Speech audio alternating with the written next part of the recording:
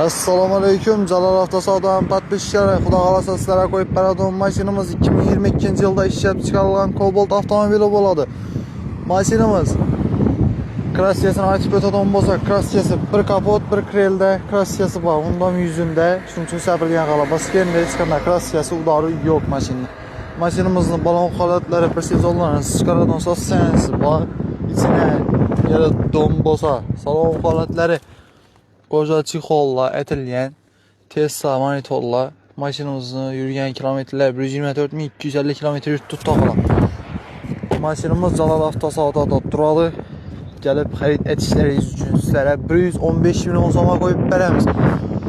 Mashinamiz bir pasport evaziga chiqadi. Pasportimiz bilan kelasiz, notariuska esa shuning ichida. Kelaverasiz. Sizlar uchun 24/7 xizmatdamiz.